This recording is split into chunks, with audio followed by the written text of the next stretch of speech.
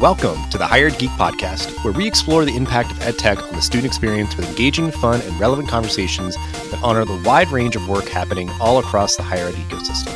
I'm your host, Dustin Ramsdell, Community Engagement Lead at Pathify.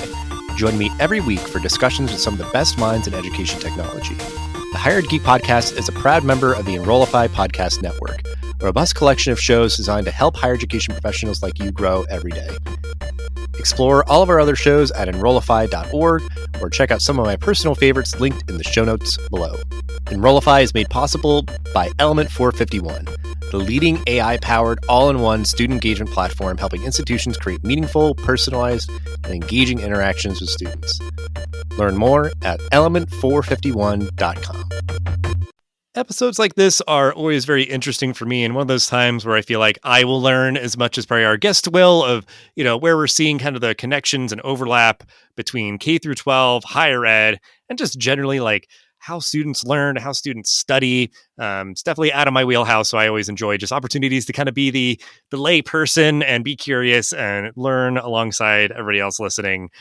So we will start out, though, as we always do. Andrew, if you want to introduce yourself quickly, and then we'll get into more about the work that you do and all the great kind of advice and expertise that you want to share with our audience. Thanks, Dustin. So I'm Andrew. I'm founder and CEO of Brainscape, which is the world's most efficient study platform. And in general, I'm an advocate for improving your life through better habits that take less effort.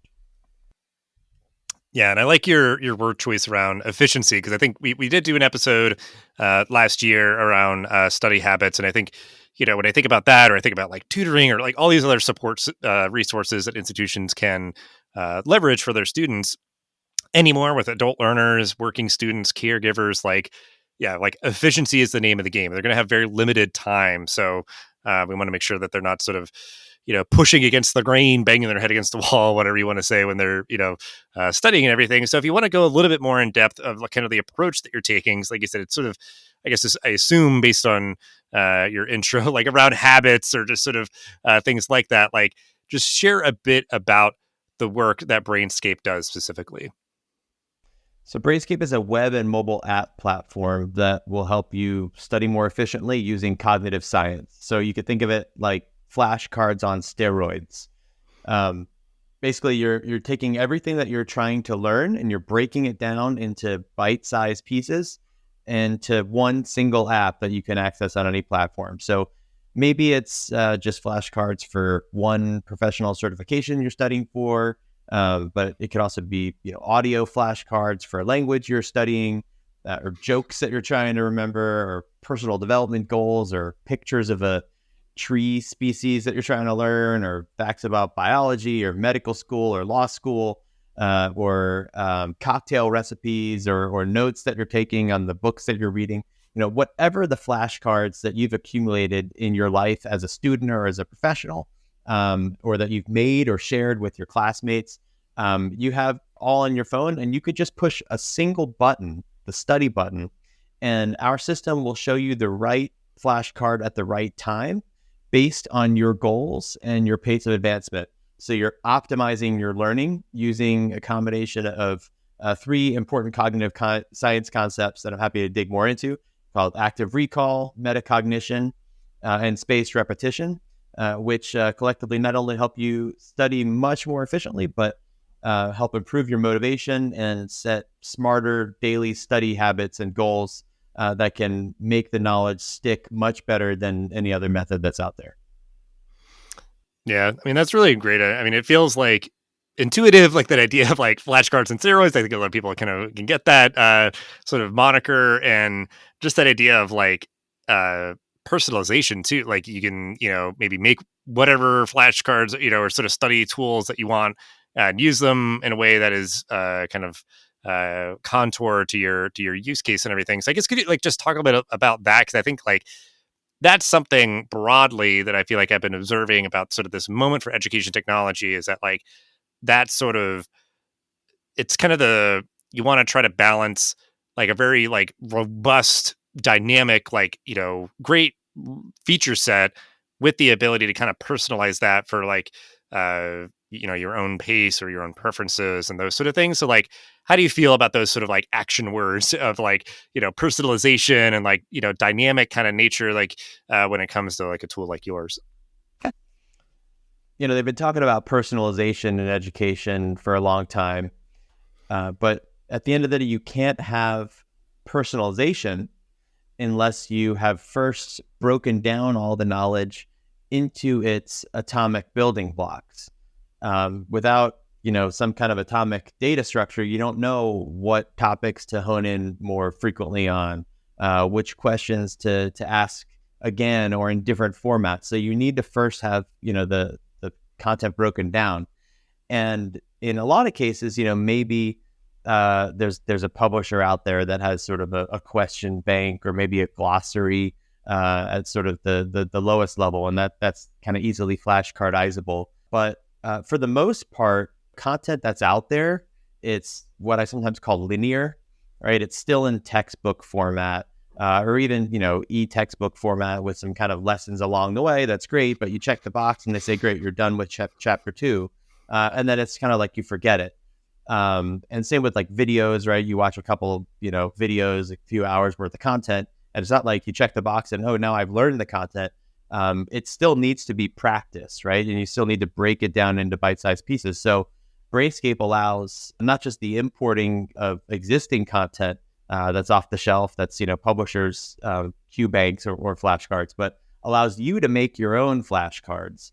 And so we have a web-based editor that you can very easily and TAs collaborate to take your course material and break it down into flashcards. We're working on some AI features that allow you to, kind of suck in any long form content or video and push a button and, out spits the flashcards that you get edit from there. So, in order to have the bite-sized content that you can create personalized learning from, you need to have the tools that gives you the ability to ingest that content and break it down into that convenient of a format.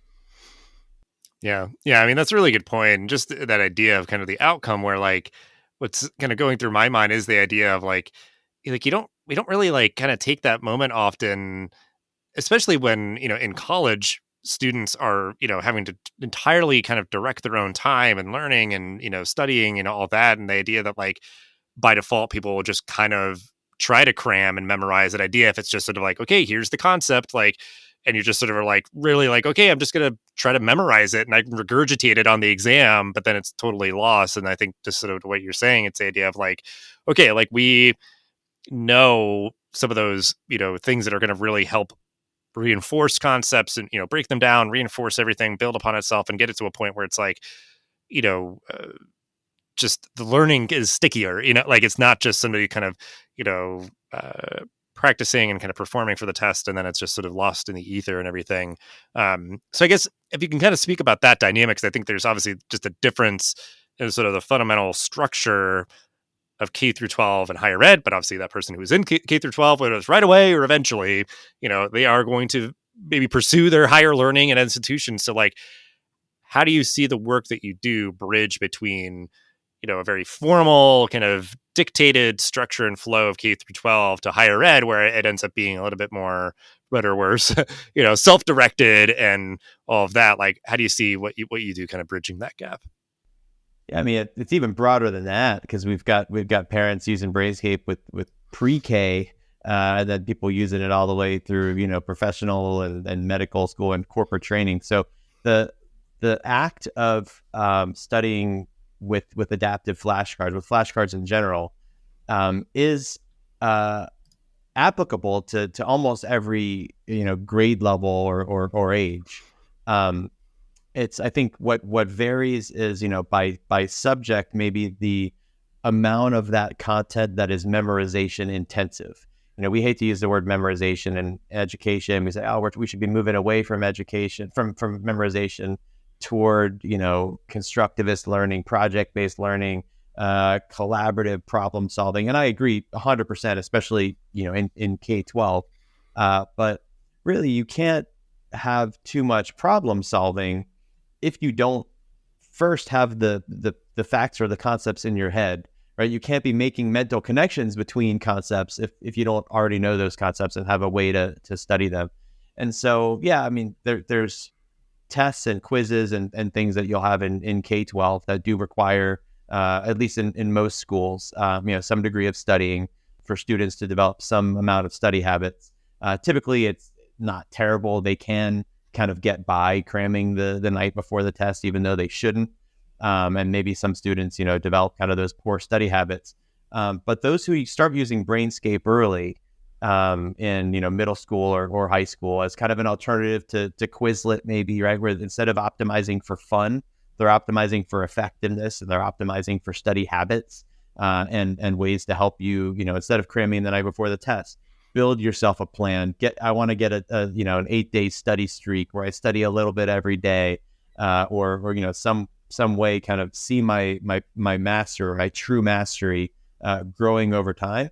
Then by the time you get to higher ed and you have the higher stakes, more memorization intensive content, particularly if you're, in the sciences, or, medicine or foreign language and things like that, where there's just so much kind of, vocab diagrams for conjugations that do require that drill and practice, you're going to be more equipped to ingesting that amount of knowledge, through something like Brainscape, or if you're using, paper and highlighters and whatever. So, I don't know if that answered the question about the bridge, but I think the fact that Brainscape is primarily B2C, I mean, business to consumer, or in other words, we distribute straight to the students, is how we first existed. Right, it's a free consumer tool with the ability to upgrade for some premium features and content.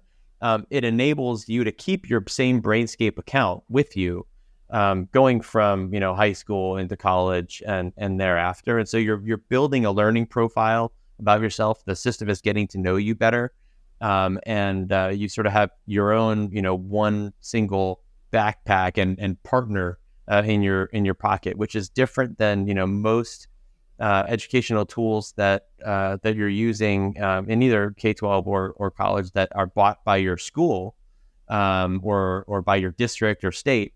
That they're given to you, and then once you finish that grade level or that school, you've completely lost that account, that profile, and that data about you. That a consumer tool like Brainscape, like your personal utility, you might have for many years. And I mean, we have tons of users who have been users of Brainscape for over a decade, believe it or not. We've got almost 10 million registered users now, and the best of them have used Brainscape for a very long time because the benefits really compound. Yeah, I mean, definitely a lot there, which I love that you kind of shared the, full spectrum of sort of ways that it bridges a gap. Like literally itself can be something that is a tool that goes with a student throughout their entire educational journey, which is incredible. And then I'm thinking with that sort of premise, it's yeah, if I wanted to as a college student tutor somebody in high school, it's I could be hey, I use these. They were super helpful for me. And is it sharing, collaborating and all that? And then just kind of having that sort of even just the routine, even if it was something where it's you said, it's oh, our school had it and I lost it. It's at least trying to the, brain science that you're talking about, the habits, the motivation, the sort of discipline, all that kind of stuff, those sort of things that nobody can ever kind of take away from you, sort of thing, I think are so important, I think, to be trying to instill for students where, again, it's just critical thinking or, metacognition, like you're saying, there's these things where it's that's what we would hope to give to students is how do you think about your thinking? How do you, motivate yourself? How do you, manage your time or do any of those sort of things? So, yeah, and I think so. There's just a lot of applicability in bridging those gaps, and hopefully just getting students who are coming to college being very well prepared to navigate, self-directing their studying and managing their own time and being efficient and all those sort of things. So, and I guess, sort of directing all that we've kind of talked about, and this is, maybe where you can kind of give a little bit more of the explainer of all the sort of brain science kind of stuff, is just the trends and the concepts and the things that you're seeing helping students to be successful with their study habits and everything. what do you feel like that tells us and how we should design learning experiences in higher ed? Because I think there's, at least a very, broad acknowledgement of like the classic lecture and all this kind of stuff. It's like, gotta do better than that. And like you said, maybe project-based learning or something else. But like, just to really kind of bring the point home, bold, circle, highlight, underline, all that, like, what are all the things that you're seeing and trying to instill? What do you feel like that tells us about how we should design learning experiences in higher ed? Sure. Well, again, I do love project-based learning. I'm a big advocate for having more, career realistic type projects, so students can connect what they're learning in class with the real world. But I think in terms of kind of my lens and what I do a lot with Brainscape, which is preparing people for the knowledge intensive part of what they're learning, right? The internalization of the knowledge so that they can go do the projects and apply the skills. I would say, in addition to having more cognitive science in that process, right, that especially spaced repetition, which is, focus on the hard things more frequently and the easy things increasingly less so. So you're optimizing the interval of time between which you're reviewing each piece of information. So cognitive science is big, but really it's a question of how media habits have changed more than kind of, study habits. And we've become so used to small bite-sized pieces of content coming up randomly in our feeds. And so students, want to feel like they're studying like that. And for better or worse, anything less than that, we feel not engaged. In the same way, you watch a movie from like the 1950s and it seems so slow because each cut is like, 20 seconds. When you go watch the Kardashians, each cut is like, 1.3 seconds. And so we're so used to these bite-sized pieces. So I think, in order to really make studying stick and make the content engaging, you want it broken down into small pieces. So you get one accomplishable thing at a time. You want variable reward, just like in TikTok, you don't know what's coming up next. Well, if you don't know what flashcard is coming up next, then it's kind of a surprise and, keeps you engaged and wanting to study more. And then, quantifiable in the same way that you want to see how many likes you got or how many comments or engagements, impressions. You want to see for each individual flashcard, how am I progressing? What's my mastery? What did I rate it, last time? And how does it contribute to my overall progress? And so all those things, bite-sized, variable reward, quantifiable, I think Brainscape is really jumping into that trend of media consumption and, combined with the cognitive science-based effectiveness really presents a good delivery mechanism to jump on that trend. Yeah, that's great stuff. And I want to mention this just because I forgot to mention it before when you were mentioning like sort of the applicability just literally of the tool around like, everything from kindergarten, pre-K or, up to corporate learning and everything. Like the idea of like, I was just thinking, I was like, duh, yeah, my like 4-year-old, she's almost 4, loves flashcards. And that idea that it's like, if we think very intentionally about like instilling things like this, even from all the way back then and continuing to sort of reinforce these sort of tools or sort of value sets and intentionality around designing learning experiences and just make more people aware so that they could steer students towards these sort of resources and things like that. And knowing that you can design your courses to be sort of mindful of like encouraging people to go towards these and opting into them, I guess. But I guess to drive this point even further home, because I wanted to ask like what you feel like makes this work especially important at this moment. Because like in my head, like I said, we've got adult learners, caregivers working, they might be going part-time or just, the traditional kind of dynamics and everything have completely kind of shifted. So, and that idea of efficiency for study habits, why do you think that's so important right now for higher education? Well, I think for the reasons you said about how much else we have going on in our lives, right? We want to study less and learn more in that time. But on the other side of the ratio, there's just more and more to learn. The more that humanity keeps acquiring, and I think that there's an ongoing debate, and there has been even more than a decade ago when I started Brainscape about people don't need to learn facts or knowledge anymore at all, right? You could just Google it on the spot.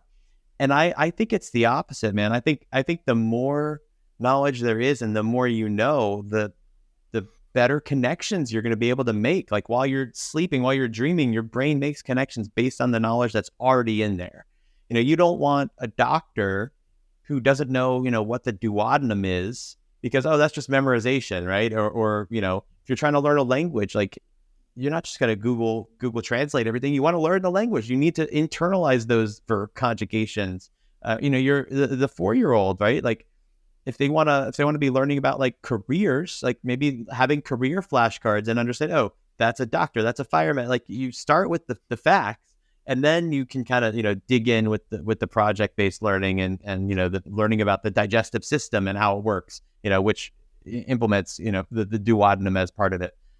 So yeah, I think the more knowledge there is, students are just going to increasingly need more and more efficient ways to get it into their head and to keep it there so that they could build upon it and compound both the knowledge and the skills and free more of their time for those collaborative critical thinking projects where they learn how to apply that knowledge and actually prepare them for careers in the real world.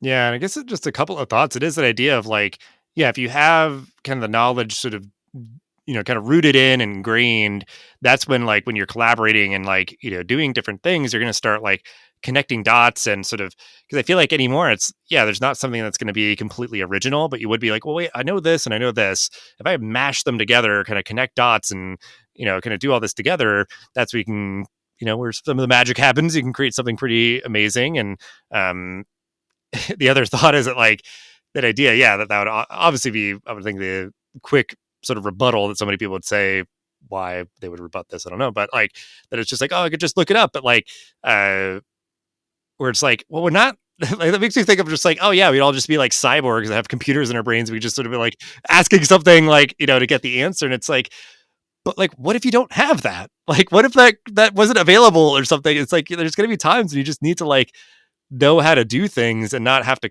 continually like reference something. But it's like, it's good to know that that's there. But like, it just kind of makes me think where it's just like, there is value in just sort of, in kind of having that knowledge be ingrained and then sort of building upon that versus needing to always kind of reference and kind of take that time to kind of try to remind yourself of this thing that you memorized, however long ago. So one more thing to add to that is just, I think a lot of the pushback against like, oh, memorization doesn't matter, is just about poor curriculum design. Like the things to be remembered or studied, should be important things. Like people always talk about memorizing dates. It's sort of like the trivial thing, like a classic example in social studies. And yeah, I agree. You shouldn't have to memorize, lots of dates, but maybe a flashcard where it's like, what were the 3 main causes leading up to World War I? And it's like bullets. Like that could be a flashcard. It's a fact, it's a concept, but it still is, a little bit of thinking. So it's a good curriculum design and making sure that the knowledge is important and still starting with why. You still can start the curriculum or the project with, this is going to be the scenario, the project-based learning that they're going to collaborate on with a group project. And here's your mission. But now you need to learn kind of, some of the facts to help you with that mission. And that's where the fact knowledge sort of comes in. So you still shouldn't just be learning facts in a vacuum for the sake of facts. You do start with why. And it's really, it's both constructivism and behaviorism together. Yeah, as a history major in college, like that was something where like they were trying to get people not to get stuck up on, memorizing the exact day World War I started. But like, if early 1900s, like that is not a wrong answer. That is the correct time that it happened. Versus like if you said, oh, it started in 1922, it's like, well, you're wrong. Like that's also early 1900s, but that's wrong. Like, so like, don't get so obsessed with trying to memorize that exact date. It's like, well, I know it was the early 1900s and I knew the top 3 reasons why it started or whatever, and those sort of things. And then it's even the idea of like, if you have those broad strokes of history and this leads to the next thing, it's like that's sort of where you can kind of always sort of check yourself of like, oh, that's right, when was that? That was mid 1800s, so that means it was probably before this, but after that, and these are things that were happening in the world at that time. And so you kind of have like all this context. And if somebody was just like asking you a thing, it's like, when did that thing happen? It's like, that's not necessarily the most important question, but I could kind of get you there or get as close to it as I could. Yeah, that idea of like efficiency and certainly knowing things that matter, knowing things that are relevant and all that, like that's what I feel like we owe to these students right now is the relevancy, the value, the utility, the sort of efficiency and all that, because I think they're they're earnestly trying to improve their lives and pursue gainful employment, be just more sort of, contributing members of society, just to be like, educated and sort of able to understand the world around them, and, all of that. So it's like, we want to create environments that give them whatever they need to the extent that they need it and the way that they prefer it and all that, personalize it and everything like that. So again, like for me, something like study habits and tools that sort of nurture efficient, successful studying is sort of like a blind spot for me. I would think of it now, if I'm a advisor, if I'm a coach, if I'm somebody who's working in sort of student success retention space, like this is something that I want to be having in my tool belt. Again, at least just the sort of awareness that it exists and sort of, supporting that. But, in that sort of vein, what advice would you give to like faculty and staff around supporting student success when it comes to studying? Because again, I feel like whether it's a blind spot or just there's like this presumption that like everybody knows how to study or something, but like what advice, given the kind of the whole conversation that we've had here, like what advice would you give to faculty and staff? Yeah, I mean, you're right that there's an assumption that students know how to study, or that, when teachers have been telling them since freaking second grade, right? Don't cram the night before a test, spread out your studying over time. We assume that they're going to do it. And in reality, they do wait to the last minute and they cram the night before the test or the morning. And it's because it's a pain in the butt to spread out your studying. And really the pain is in getting started each time, right? If it takes you 3 minutes to get out your backpack and open up your notebook and find the place, where did I leave off? Like, where did I highlight? Like, you're not going to study for a couple minutes a day, like, because half the time is spent just the mental schlep of getting started. And so if you can make it convenient for your students to study in small, frequent sessions and have a very, very low barrier to get started, that they could even study 20 seconds at a time if they've got, time when they're sitting there waiting for a friend or something, then you've won. And that's really where mobile is such a game changer, because you've always got it on you. If you've got, Brainscape, you open it up and you just tap one button, tap the study button, and it knows what flashcard to give you next. And maybe you only have time for 1 or 2 flashcards. You rate your confidence on a scale of 1 to 5. How well did you know it? And then it's going to determine, how you're progressing and how soon to show that flashcard to you again. And then, oh, my friend's here, put it back in my pocket. And so you've made it very convenient. And you could do that by, if you want to make the flashcards for your students, right? You create the sandbox, you and your TA maybe, and, you share that space with your students.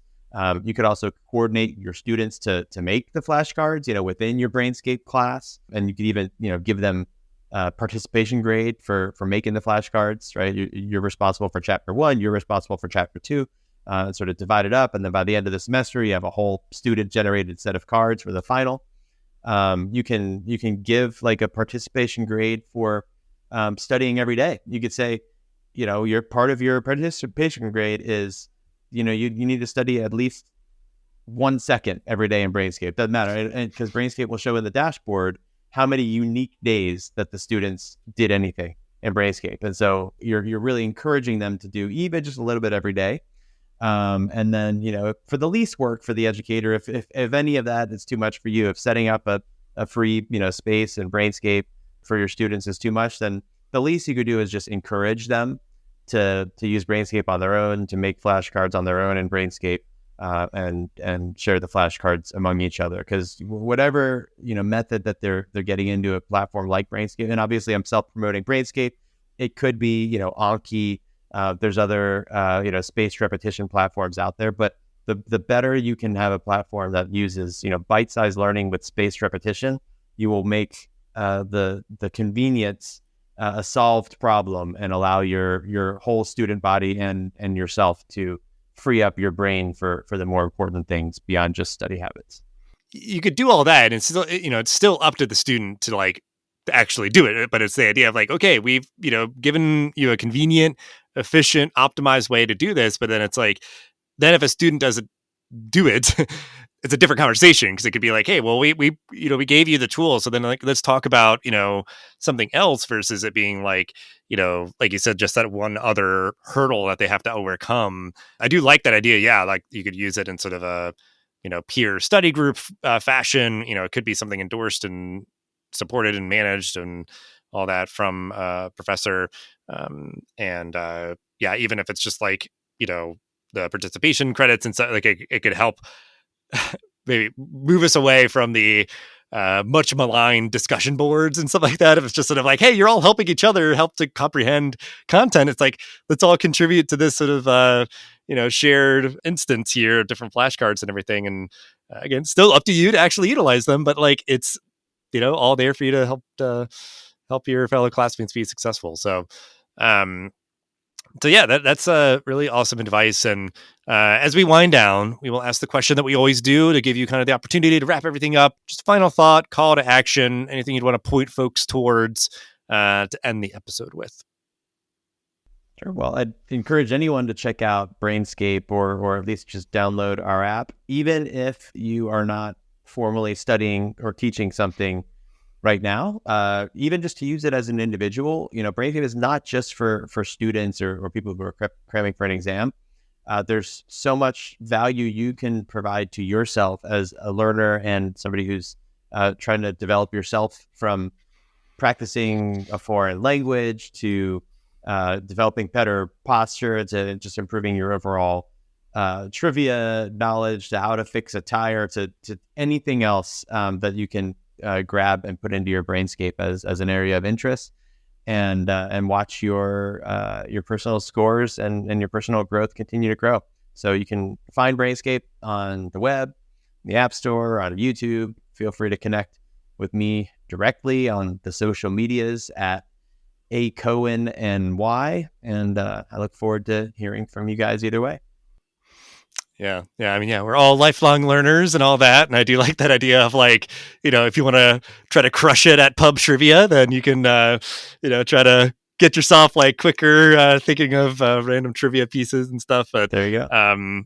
It is really awesome. Yeah. Something like this, like such, a plethora of use cases for anybody. Cause there people are always trying to learn new languages and all those sorts of things. And, so I appreciate you, doing the work and, advocating for this, and certainly, in the context of our conversation, just helping students all across the country, all across the world to study more efficiently, study better, learn more quickly and all that. So, definitely keep the conversation going, connect with Andrew, and just thanks so much for your time and all that you shared. Thank you, Dustin. The Hired Geek Podcast is a part of the Enrollify podcast network.